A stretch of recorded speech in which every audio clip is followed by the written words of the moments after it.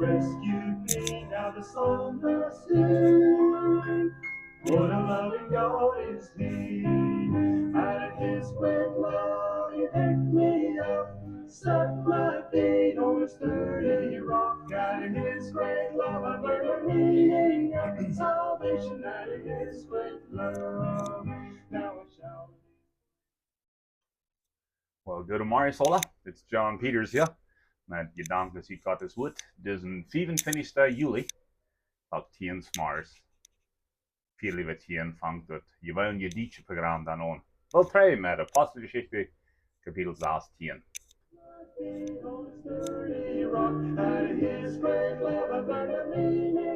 Salvation out of His great love, out of His great love, He picked me up, set my feet on a sturdy rock. Out of His great love, I've learned the meaning of salvation. Out of His great love.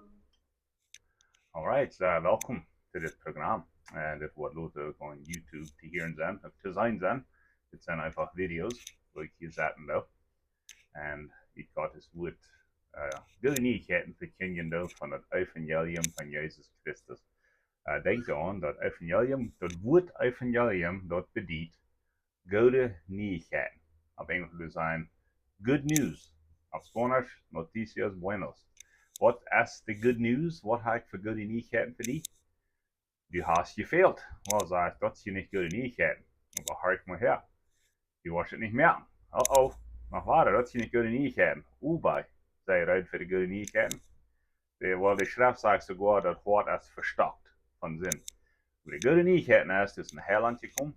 Der heeft hier op Erde gewoond. Der is hier was. Voor 33 jaar. Der heeft onze Schwachheiten op zich genomen. Onze zin. Sogar onze Schwachheiten. Dat wordt het leven schwer merkt. Hij is op jeder Weg versorgt worden, dus wie, aber herrlich gebleven. En hij is dan voor onze zin gestorben. En de goede nieuwigheden is, brauchst du nicht zu tun, brauchst du bloß annehmen. So ist es von der, in Apostelgeschichte sagt, bleib an den Herrn Jesus, und dann waren du in dein Haus selig. Selig meint Rat.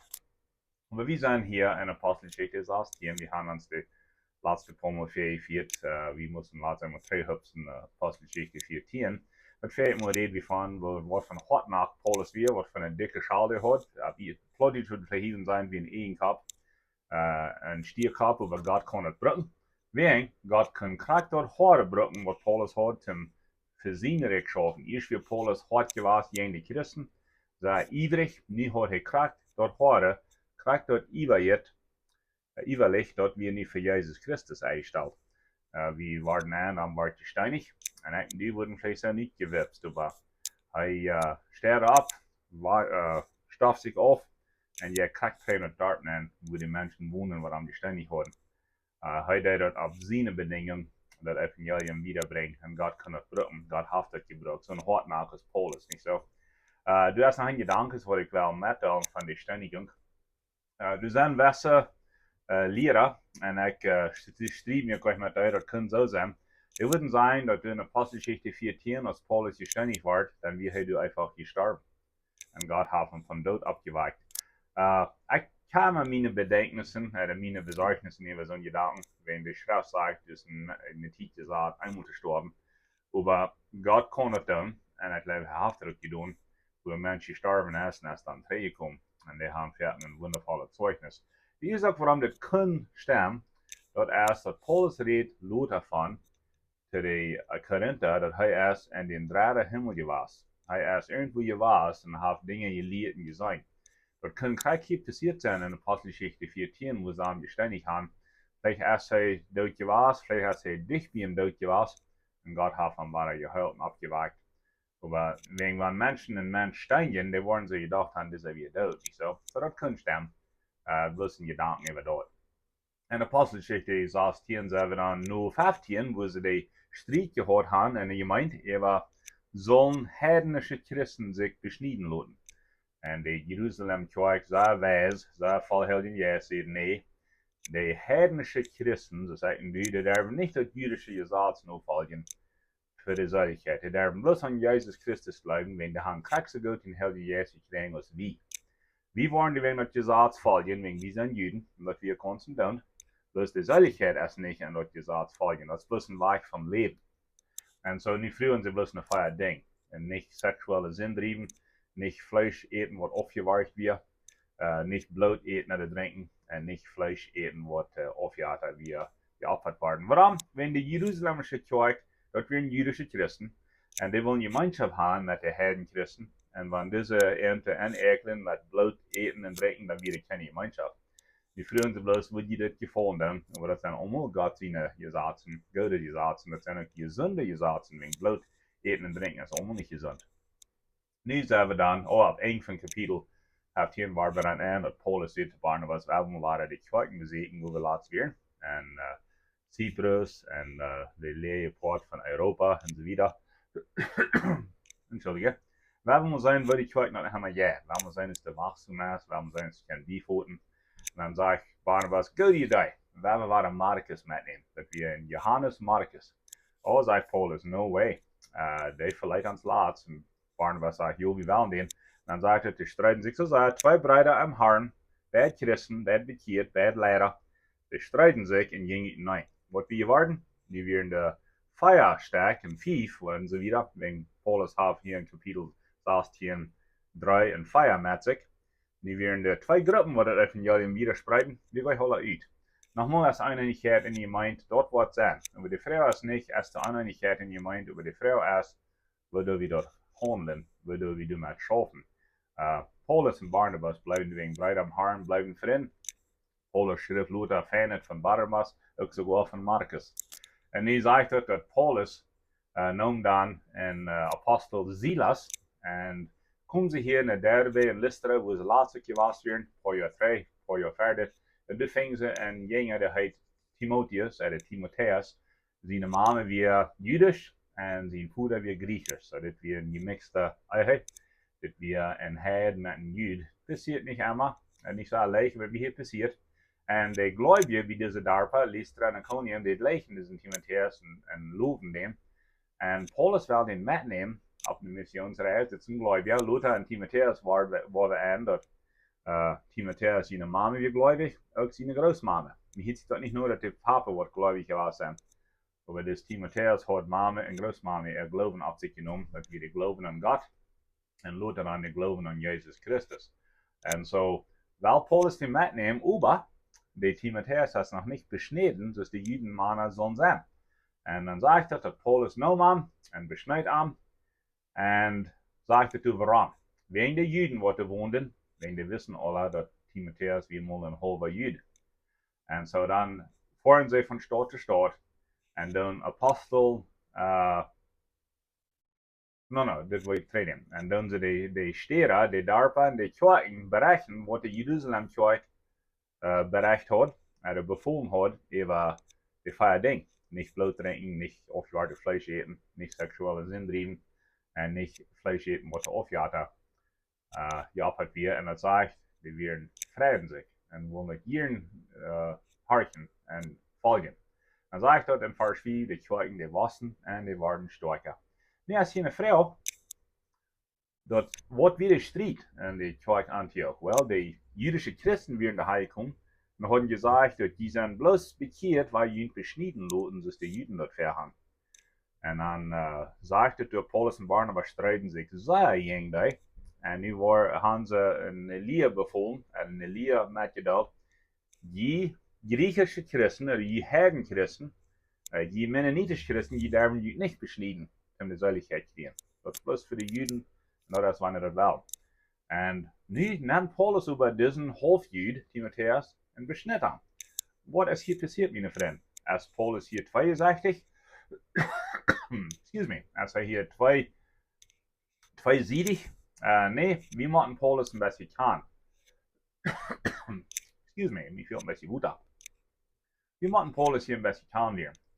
Wenn wir Paulus studieren und seine Schriftungen studieren, da wo wir an Paulus hat ein großes Verlangen, einfach an der Hort wei für seine Juden Mitmenschen. Sein Verlangen wir, und er redet in Römer 9 von, sein Verlangen wir in erst, dass die Juden müssen sich alle bekehren zu Jesus Christus.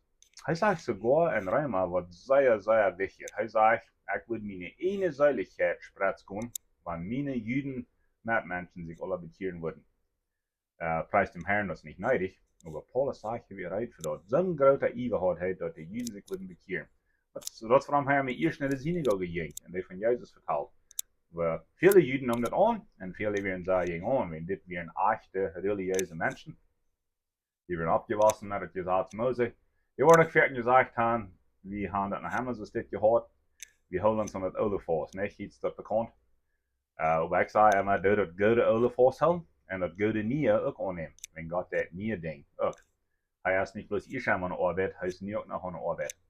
En zo, nu dat Paulus voor die Isaac Timotheus beschnitten worden, dat wordt niet een goede tijd geweest voor Timotheus, dat wordt een tijd van heiling. Die het voor werken, wat die wordt eruit geweest zijn, dat wordt werken gediend hebben, wat die wordt eruit geweest zijn, en op naar reis gaan. Maar nu kunnen Juden niet verschmieten, dat Paulus weer hier met een onbesnedene Judentuip. En nu weer dat niet im Stich, nu kunnen de Juden erregen met het evangelium, nu weer dat things niet im Stich. Luther redt Paulus davon, en Reimer ook in Korinther, hij sagt, dat eten is alles te eten. Dat sagt Paulus einfach. Eimsje, warm, Fleisch, Schwein, whatever, dat is alles zum Eten, sagt hij.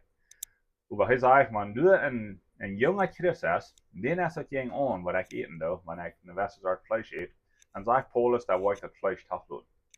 En ik denk zo, bij Paulus, dann wil je weer bij me niet eten, want mensen stieren die zich immer over dit en dat en ja, nee. Maar Paulus sagt, wanneer dat een jonge Christ stieren dat, dan wil ik dat niet doen. Plus dat ik den eten kan voor Jezus Christus. Dit weer Paulus zijn hart voor Timotheus. Dan gaan we wieder in Kapitel 16, 16. Wir wollen in die verschiedenen Städte gehen. Sie wollen nach Phrygien, nach Galata, wo der Heilige Geist later kommt. Irgendwo hat der Heilige Geist einen Block gehauen, vielleicht hast die Grenze zu was, vielleicht haben sie bloß nicht gekannt. Und dann gehen sie die Grenze von Missien und von Bithynien.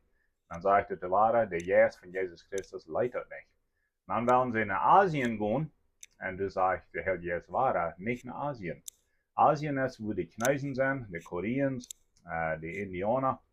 Und es ist interessant, dass Paulus den haft gewollt handeln, aber haft nicht könnt. Bei der Jesuch hat Gott gewusst, dass Paulus so lieber außen gehen in Europa, wo wir von stammen.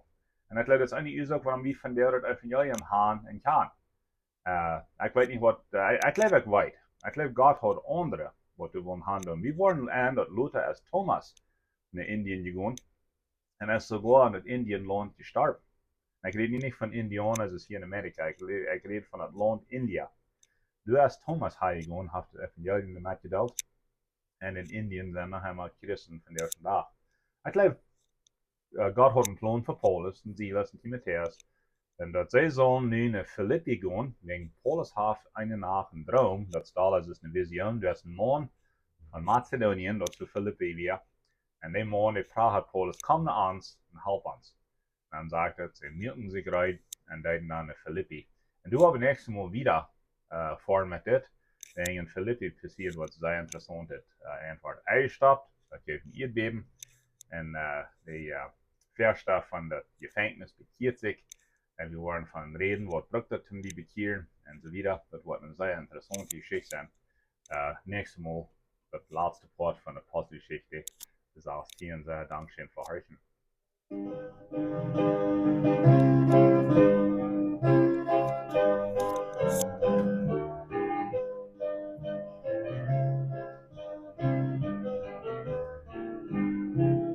I had gone astray, I had lost my way when I called upon his name. Then he rescued